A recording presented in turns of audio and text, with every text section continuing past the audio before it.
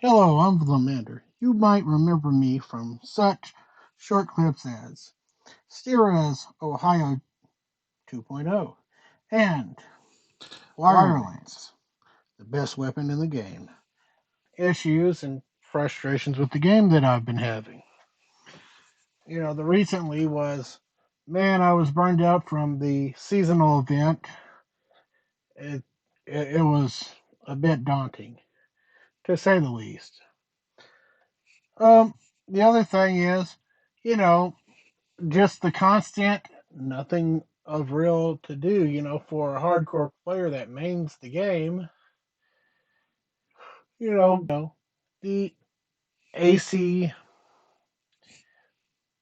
purchase, I believe, needs to be a little bit changed as well because a lot of growing frustration that I see with a lot of people is the fact that, you know, you get AC, you can use it on scratchers, you can use it to increase your inventory and get all these nice things, but farming for SG does little return in NGS, right? You can get, maybe a storage, a storage item, extension, material storage, which is all cool and everything, but, I'd like to actually increase my inventory size.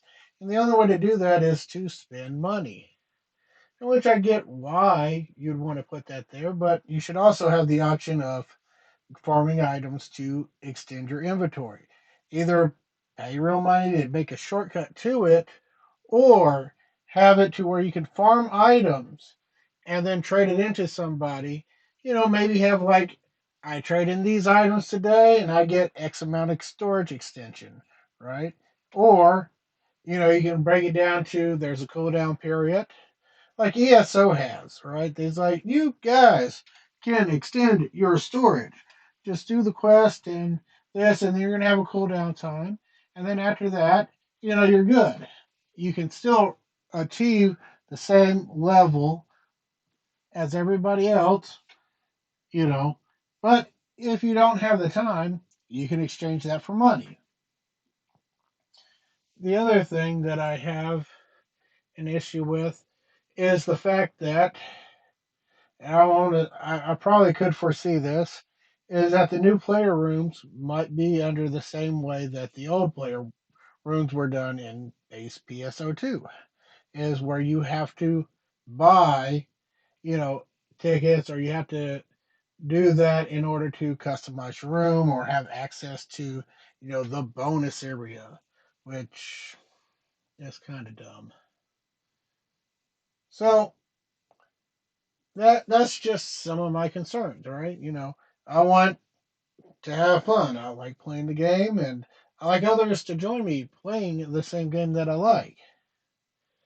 And one of the articles I was reading is, Sega talking about you shouldn't be, and the way that I interpret it, you shouldn't be data mining, right? How dare you look into the source code or get images of quote unquote unreleased content that we haven't released yet. But to be honest, games like Star Citizen have had the same issues as well, but they actually benefit from it. Heck, they even done a couple of trolling campaigns on the whole data mining set, right? The 400 series from Origin was one of those. That was leaked earlier in that year that the 400 series was coming, right? And they didn't know what it was going to look like, what the actual name of it was going to be, but they knew it was going to be an Origin ship, and it frustrated some of the developers because hey, we're trying to build some hype for this new ship that we're going to sell. And so April 1st came around, right? And they quote unquote released the ship, right? It was called the 404 with stealth drive. And I remember one of the comment was, we were going to add a nice looking body, but then we discovered that the opacity shaders existed. And after that, just everything came together. And then it was just a design of how many bathrooms can we put in this thing. It was just one long hallway with a bunch of bathrooms. And that was the joke. And then later on in the year, I want to say about October, they released the 400 series ship, which was a really sexy ship to be honest with you.